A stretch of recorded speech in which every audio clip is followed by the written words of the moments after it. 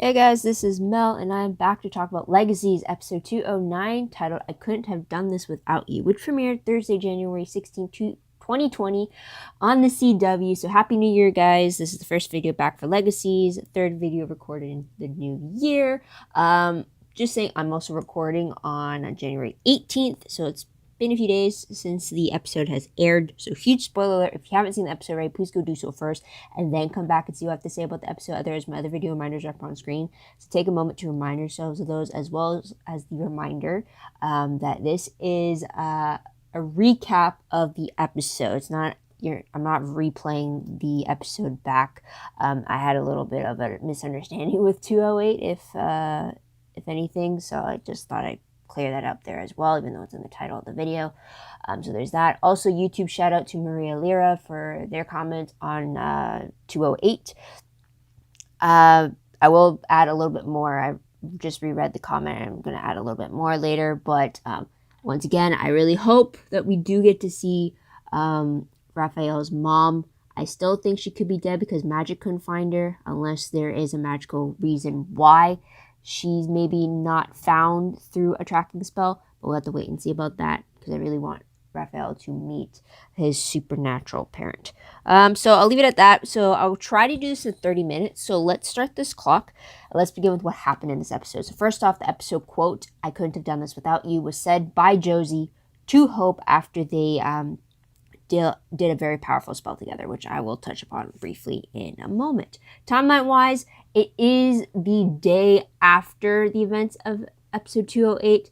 It's a reference to the fact that there are a bunch of flashbacks occurring over the course of the last year in regards to the Necromancer, but it said the one flashback that had it titled yesterday was the death of Ryan Clark, which happened at the end of 208. So that's kind of like your time marker there. Episode reminder, I think this is one of the few episodes where the school wasn't attacked by a Malivore creature. Yes, there was one featured in the episode, but the students are not aware of their return just yet. We as the audience do. So there's that. And I guess the featured creature, again, like I just said, it's kind of going to be considered the Necromancer because pretty much storyline B had to deal with him and his journey over the last year since we last saw him in episode 109. But then also at the school, though, I guess you could say featured creature focus was on Sebastian as the new vampire student, or quote-unquote student, since it's still trying to determine if he is one or not. So, which I will break down now in episode breakdowns or storylines. So first one being the recruitment testing tour, second one being Black Magic Time Bomb, and the third one being the Necromancer Second Chance. So with the first one, with the recruitment testing tour, this is where Alaric gives Landon the task to show Sebastian around the school while also having him test his interactions with the three factions of vampire, werewolf, and witch to see if Sebastian has the restraint and he is able to peacefully coexist with the other factions of the school. Also, while doing this, Alaric has Dorian researching into just who Sebastian is, because also we learned in this episode that the school doesn't admit vampires under the over the age of 17. So like 17 is like their cutoff limit. So pretty much if a vampire got turned as a minor and like they're still like at that age, then they're allowed admittance into the school. But if it's a vampire who's been looking like 17 for over 200 years, then they're a no-go. So that's kind of what Sebastian's situation is. He's at least, I'll find out the specific numbers when I edit, but he's pretty much spent 4/5 of his time as a vampire desiccated. So they're trying to see if they can make an exception for him or for not. So that's what that portion of it was. So we do get to see a lot more of the different factions during this tour. Second storyline, though, is dealing with the Black Magic Time Bomb. This is specifically Josie trying to find a way to neutralize the black magic that got collected in that Hourglass thing, courtesy of Ryan Clark, aka the fake Vardamus. In the end, though, Hope helps Josie perform a protection barrier spell around the device so that it gives them more time to figure out a way to disable it before, because apparently when the Hourglass is, if it breaks, that black magic is going to go back into the source, assuming Josie, and it's going to wreak more havoc. Also, this brought Hope the opportunity to give more insight about the device, courtesy of Vincent Griffith back in New Orleans. So we get to learn a little bit more about the device there. We did see a vision about the device being re-released back into Josie, she being controlled by the black magic, and it ultimately caused the school to go up in flames. Not sure if that's future, if that's more like a warning, but we'll have to wait and see about that. Third storyline dealt with the Necromancer second chance. So this is technically the flashbacks over the course of the past year. We see just after he escaped from Hope's clutches in 109, he got pretty much reborn again as a human version of himself, thrown into Texas, I believe. And he, over the course of the year, with no powers also. So over the course of the year, he's trying to regain his title as the Necromancer. And then along the way, we do see the origins of how the whole red cloaks that we've been seeing as the last scenes for the first portion of the season, how those came to be, why they're coming. So it's actually the Necromancer in one cloak and his follower Chad in the second cloak. And then we do see, as the recent development from the Necromancer was that he used Ryan Clark's body to reopen a new portal into Malevorn, which is the last scene of the episode, which shows the new creature that came out of that new portal being given orders by the Necromancer to go to the boarding school to steal the black magic hourglass that he wants to use to regain his full power as the Necromancer. And we also see the hourglass kind of breaking in its last moments on screen while Josie sleeps right beside it. So that is something there. Character-wise, though, we do meet new student Alyssa Chang. She is actually Hope's new roommate because Hope is being brought into, she's officially returning to the boarding school. So normally she has a solo room, but then she finds out that she's now rooming with Alyssa because Alyssa managed to move into Hope's room while she was quote-unquote on sabbatical. Or my quote-unquote sabbatical word. So there's that.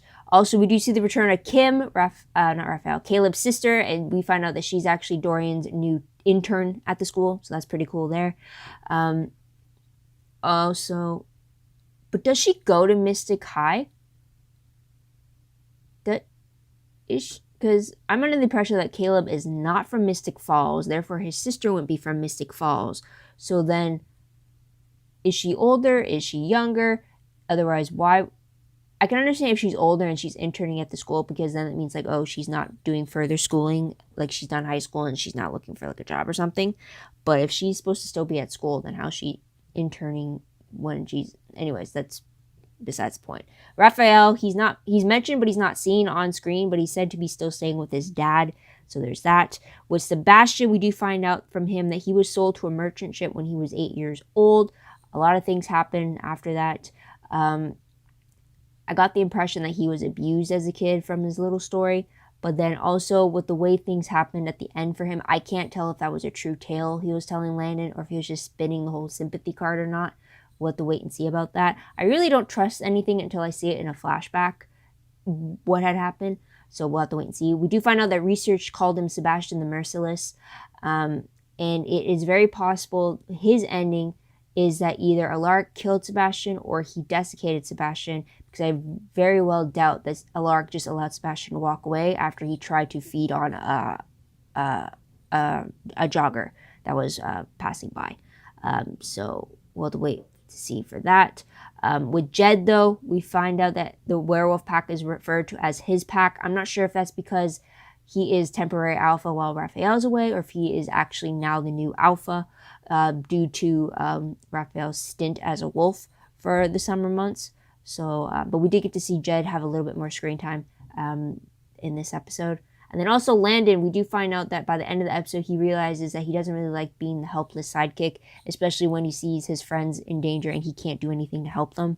So he kind of wants to do something about that.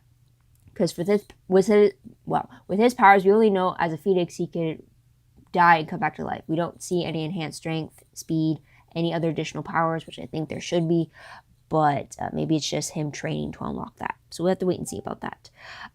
But for tidbits, though, let's go right into that. We do see Hope and Alaric coming to their first days back at the school. Alaric as the headmaster once again. Hope moving back into into the school and attending classes. We do see Lizzie commenting on the Crisis on Infinite Earths crossover. She's spending some time with MG reading comic books / graphic novels, and she's specifically reading the Crisis on Infinite Earths graphic novel.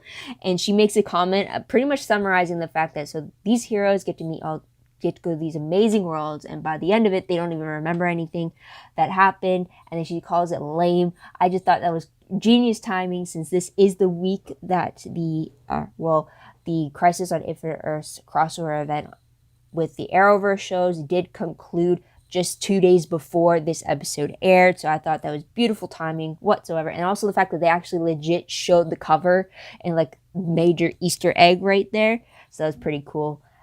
So that was great, and like Lizzie was like the best person to comment on it, and then MG's like trying to defend it, so it's just like that was perfect. Also, we do find out that Lizzie and Sebastian have been sleeping together a lot, despite Lizzie's resolve to stay away from him. They're kind of more like an enemies with benefit type of thing, though Sebastian did tell Landon that while he knows Elizabeth wants him, he wants her too, so don't know if that's more of like more on a physical thing or if it's more emotional of a connection. We do find out from the witch's little spell that Sebastian believes that Lizzie deserves better than him, so we'll have to wait and see about that. Another tidbit is the fact that MG struggles with his hunger. As we know, he is a potential Ripper vampire. So this was shown during the prank that the witches were trying to do against Sebastian to get him kicked out and to fail his test. But instead of him losing control, he was helping MG to keep his own control of the hunger. So that's something there. Another tidbit is that Landon reveals to Sebastian that there are other magic or supernatural schools out there, yet the Salvatore school is the only one that integrates all three factions together. So there's probably, like, we know that there's a witches only school in Berlin, I think, and that's where Penelope went to. So it's possible that there's schools that are just for werewolves, maybe schools that are just for vampires if they care to go back to school. So that was a fun little tidbit there.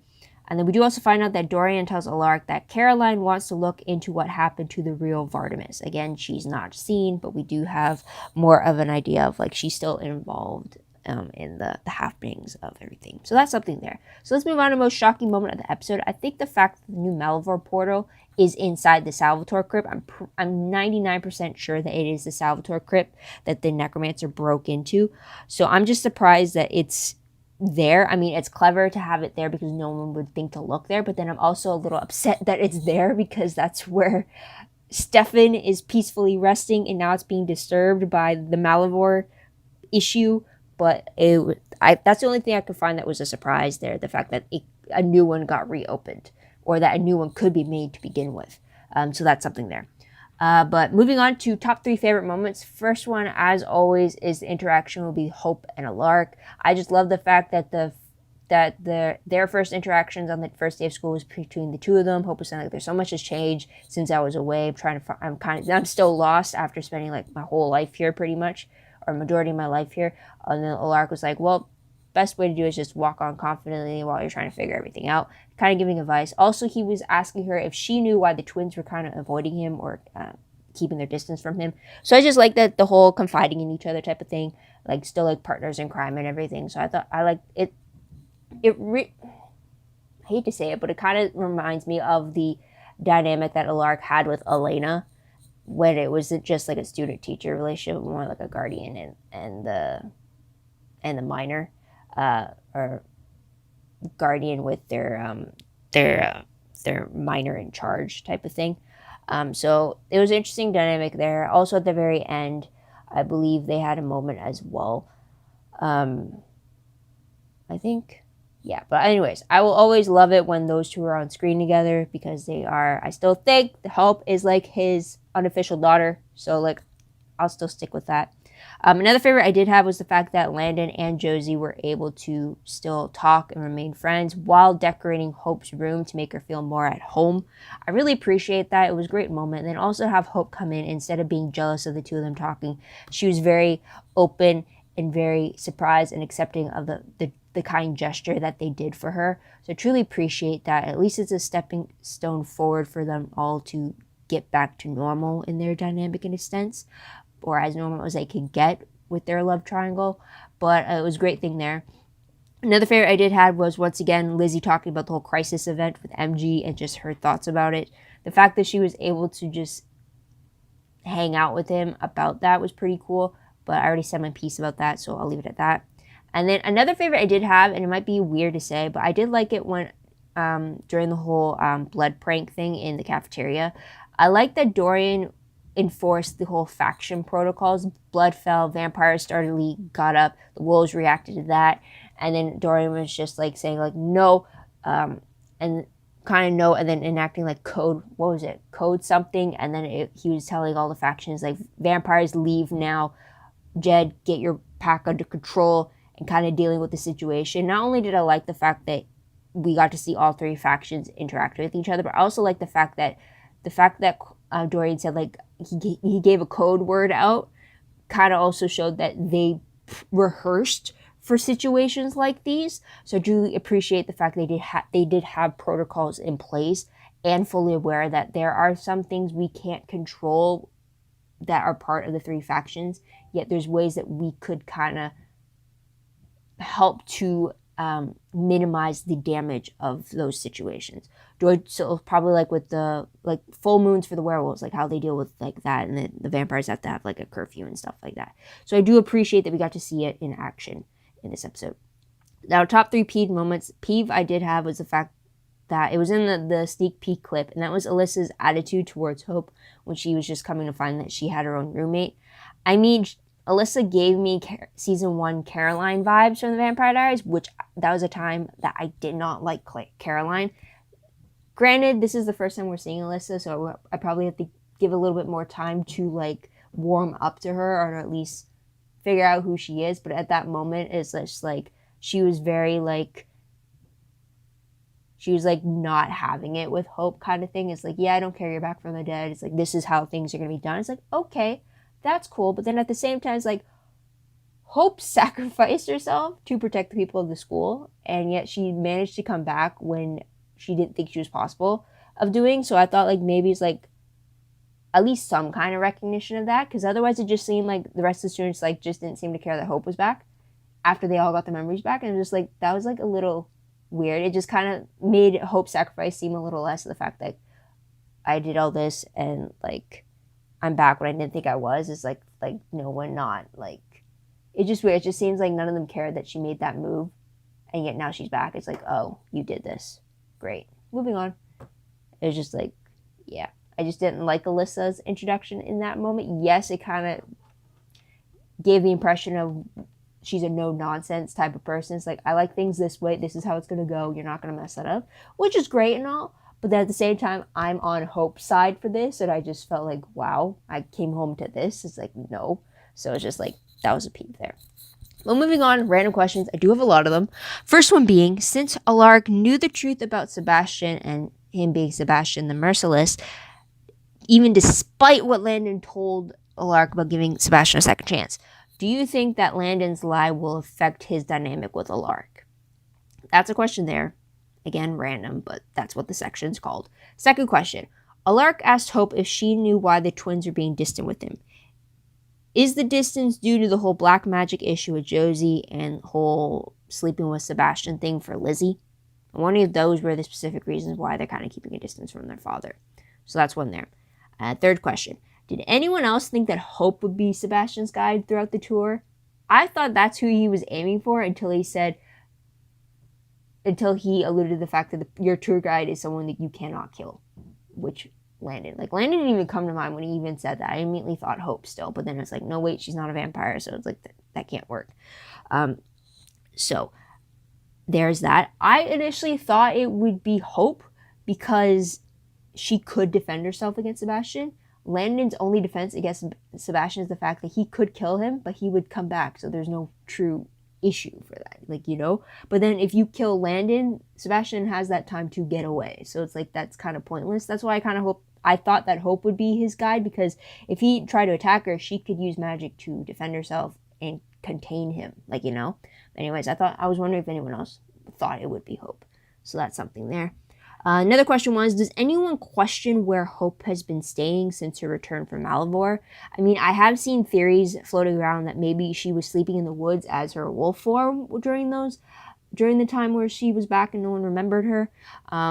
Some people had mentioned that maybe she had gone back to the house that Klaus had made in Mystic Falls for the family.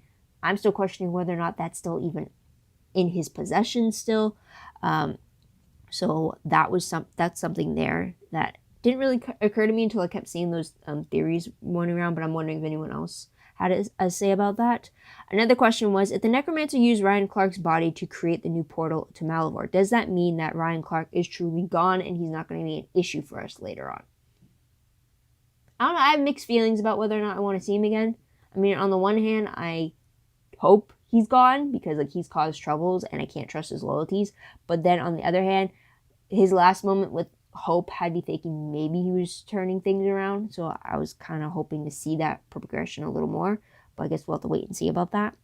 And then I did have another question of the fact that did something more happen between Lizzie and Sebastian to have her react to him leaving like he did when Alaric told her. Again, Alaric told her that Sebastian just walked when he gave him the choice to stay. And which, again, I don't know if that's true or not. He could just be saying that to cover his ass on either killing or desiccating Sebastian. But then Lizzie's reaction to it, like her words are saying that she is glad that he's gone, like he wasn't good for her. And mentally she knew that like she didn't like him like that. But yet her display, like she broke down in tears. And so I'm wondering if like those were tears of relief that he's leaving or tears of sorrow that he has left without saying goodbye. Or maybe like if it's something more like he truly did mess with her head because Sebastian was saying something like he was taunting Alaric over how much control he had over Lizzie or something. So I'm wondering if something else truly, like something more happened between them that we just aren't clear of just yet. Because her reaction has me questioning what exactly their dynamic was about from behind the scenes. Like, you know what I mean? So that's a question there. But let's move on to predictions very quickly. Based off the promo for 210, it looks like we're going to see a creature that feeds insecurities to its victims, and it feeds off of their actions from those insecurities. We do see it's that creature that came out of Malivore at the end of the episode, which looked pretty cool already. I didn't quite capture the name that the promo gave it, so I'll have to wait to figure out what it is. Well, that's pretty intense look that he has. So there's that. But based off the synopsis, though, it reads that it's Happy Coven Day as the tagline. And then it reads, as the witches of the Salvatore School come together to celebrate Coven Day, the latest monster to infiltrate the school targets Alyssa Chang and the other students by spreading discord and creating chaos among the covens. Elsewhere, Alaric, Lizzie, and Josie search for a solution that keeps Josie protected from the dark magic brewing inside the Mora Miserium. And then, fed up with feeling powerless alongside Hope, Landon asks her to give him self-defense training. Finally, Alaric's past comes back to haunt him, and also MG and Caleb are supposed to appear. Now, questions from that are there different covens within the school, or are the witch students considered one coven at the school, and then when they leave school, they go to their separate family covens? So that's something there I'm interested in.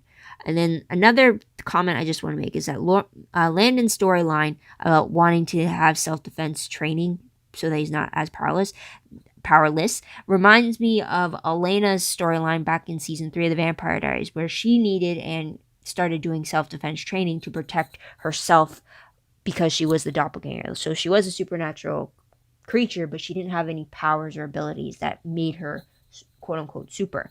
Very similar to Landon's situation, where he's technically a supernatural creature who can die and come back to life, but he doesn't have any powers to actually protect him from like offensive powers. So it kind of reminds me of how that's going to happen. So that's something I want to comment there. Also, in reference to the vision that Josie had with about the black magic, do you think that the black eye she had with that black magic vision is any way connected to the Travelers from the season 5 of the Vampire Diaries? Because as you know, when the Travelers take over their host, their eyes turn black, kind of like that's the moment where the consciousness switches over between the host and the Traveler. So I'm wondering if that's any way connected to it, or if it's something that's something else entirely. Because as we know from a Supernatural fan, black eyes, I automatically think of demon possessions. So we'll have to wait and see about that.